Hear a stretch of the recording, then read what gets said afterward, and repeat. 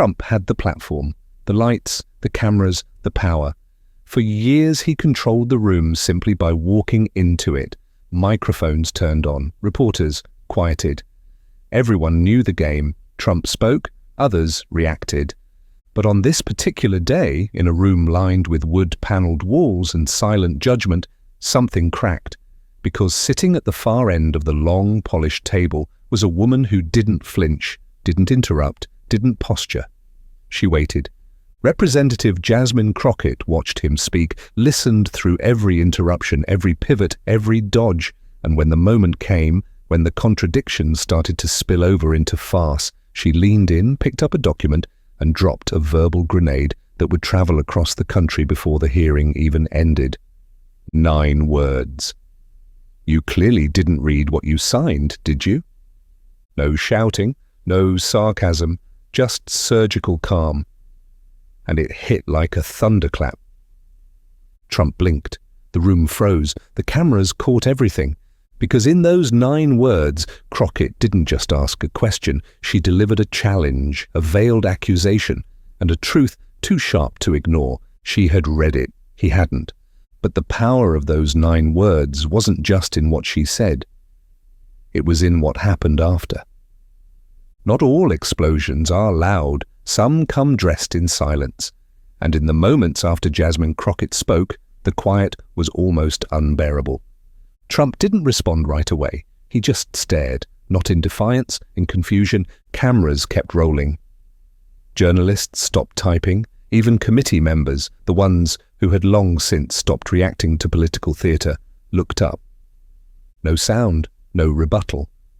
Just the sound of papers shifting and an AC unit humming in the ceiling.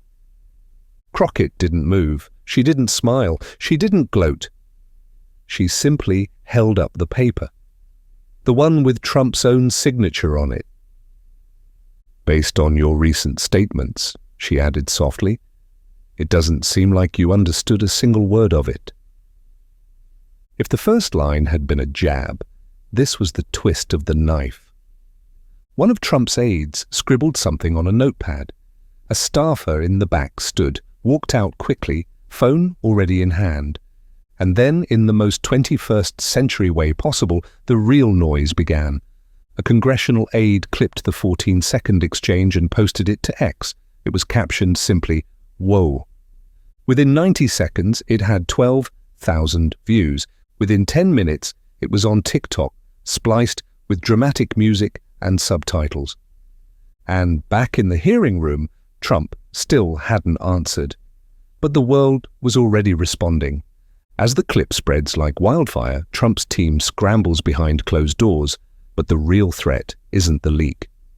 It's the truth behind the paper Crockett was holding. Before the news hit cable, it hit his phone. Donald Trump was not in Washington. He was in Mar-a-Lago, his sanctuary and his stage, sprawled in a cream-colored leather chair with a half-eaten club sandwich on the table beside him. The TV was on mute. The silence wasn't intentional, just a habit when he scrolled Truth Social with one hand and held the remote in the other. Then his phone buzzed. And again. And again. He looked. "Sir, you seeing this?" "They're posting the clip everywhere." "You need to respond fast." He tapped the screen. A clip played. Poor lighting. Congressional hearing. And then, there she was. Crockett. "You clearly didn't read what you signed, did you?" He watched it twice, 3 times. The words didn't just echo, they stabbed. Because somewhere in his mind he knew what came next. Retweets, memes, jokes, journalists, questions. He threw the remote across the room. Down the hallway, aides heard the crash and froze. Within 5 minutes, his inner circle was in the suite. 3 men in suits, 1 woman with a laptop, Dana from PR, Glenn from legal, someone new whose name he didn't care to learn. Who the hell gave her that document? Silence. "I didn't approve that language. I never even saw it." One aide dared to speak. "Sir, it's from the Indiana briefing, the one you signed before the Fort Wayne rally." Trump stood. "I want names now." And that was the real panic. Not the press, not the clip, but the document. The thing Crockett had held up like a mirror, because whether he read it or not, he signed it. And now the world was asking the question he hated the most. Does he even know what he signs? But the damage wasn't in the document Crockett revealed. It was in how perfectly she set the trap and how long she'd waited to spring it. Jasmine Crockett knew exactly what she was doing. This wasn't luck. It wasn't a viral fluke. It was discipline. Weeks earlier, she'd been handed a stack of legislative summaries. Most were dull, unreadable policy blurbs, but one stood out, a 42-page federal initiative signed by Donald J. Trump, with clauses that seemed to directly contradict statements he'd made just days earlier in Reno. In the document, expanded corporate tax deductions for executive bonuses. In the speech, no more loopholes for the rich. "That's my promise." She read both. Twice. And she waited. The hearing wasn't random. It was a setup, not for him, but for the moment. All she needed was for him to reference the bill, to claim ownership, to boast. And he did. He leaned forward, voice rising. "That was one of the best documents ever drafted. Total win for American workers." That's when she struck. She lifted the document, clipped, highlighted, pages tabbed. "You clearly didn't read what you signed, did you?" 9 words that worked not because they were rude, but because they were true. And in that truth was a trap. If he denied it, he looked careless. If he admitted it, he looked dishonest. Either way, he lost. And while Trump fumed behind gold-trimmed curtains, Crockett stayed silent. She didn't have to speak again because now the internet was doing it for her. 14 seconds, that's all it took. 14 seconds of Jasmine Crockett holding up a document, asking a question, and letting the silence speak louder than any filibuster ever could. The clip was everywhere.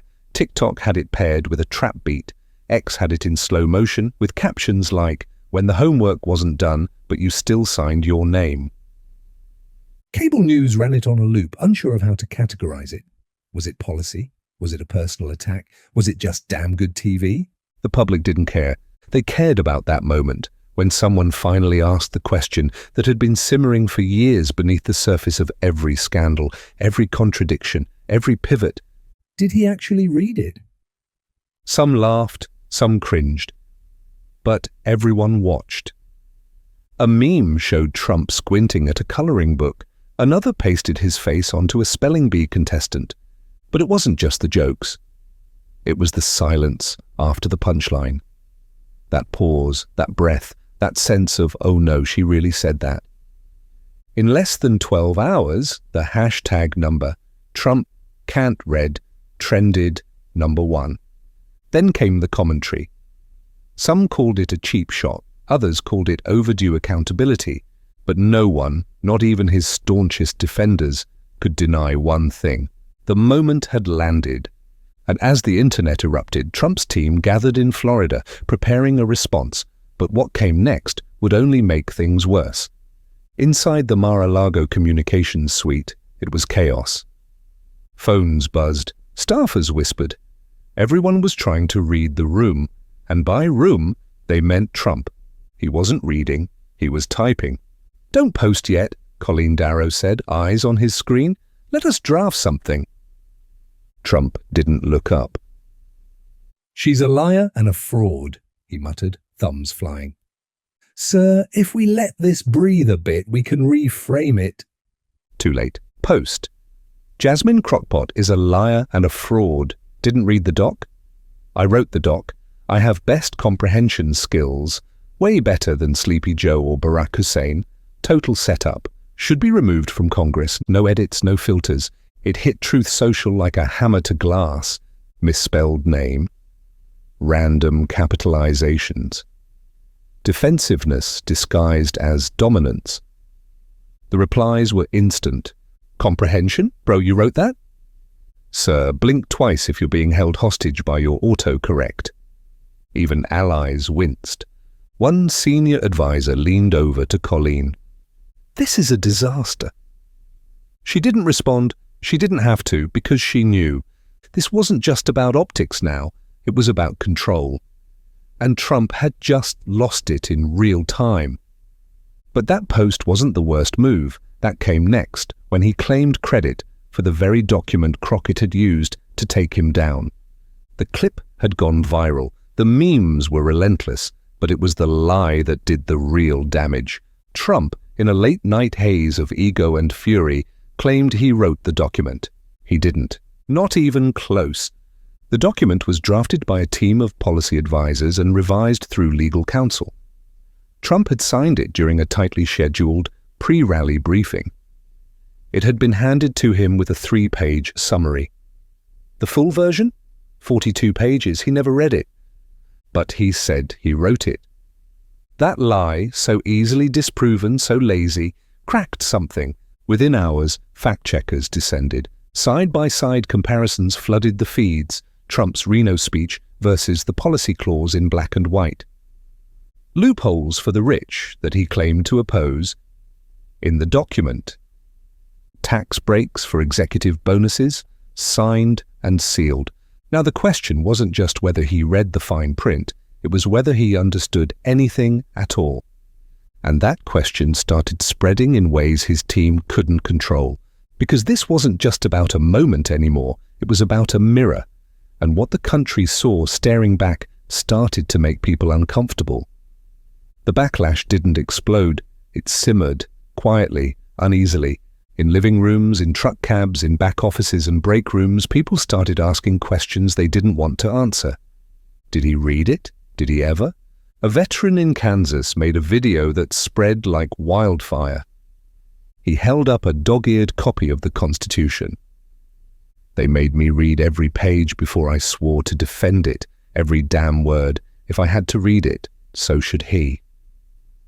A teacher in Michigan printed the document out and used it in her civics class. Compare page 19 to what he said in Reno. Discuss. Her students didn't need help. On Facebook, a lifelong Trump supporter posted, "I've defended him for years, but this made me pause. It's not just embarrassing, it's reckless." The comments were filled with agreement, not outrage, not mockery, just disappointment. Crockett hadn't yelled, she hadn't insulted, she'd simply exposed something we all recognized in ourselves, the tendency to trust, to assume, to not read the fine print. And when leaders do the same, it stops being forgivable. But Crockett wasn't finished. She had one final line, quiet, cutting, and more devastating than the 9 words that went viral. The hearing was wrapping up. Papers shuffled, chairs scraped, the usual rhythm of a political theatre winding down. But something still lingered in the air, a kind of pressure, like the weight of a storm cloud that hadn't quite burst. Crockett waited. She'd been still the entire time, composed, deliberate. But now, as the final statements began, she leaned back in. Her microphone light blinked red. "Before we close," she said calmly, "I have one last thing to say." Cameras turned back. Trump, still rattled, shifted in his seat. He didn't expect more. He was ready to leave. He wanted out. Crockett held up the document one final time.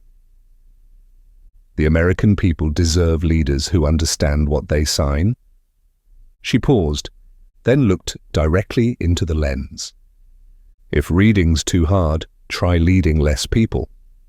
The blow wasn't loud, it didn't need to be. It was sharp, surgical, cold. The room stilled. Trump didn't speak, he didn't move. The committee chair fumbled for a gavel cue. Reporters looked at each other, unsure whether to write or just stare. Because this wasn't just political, this was personal. And while the cameras kept rolling and the internet clipped her words, and cable news scrambled to reframe the narrative, one thing had already happened. The spell had broken. Crockett didn't need applause. She didn't need a headline. She left the room the same way she entered it, ready. But her words stayed behind, replaying, reverberating, etching themselves into the consciousness of everyone who heard them. 9 words lit the match. That final line? That burned the house down.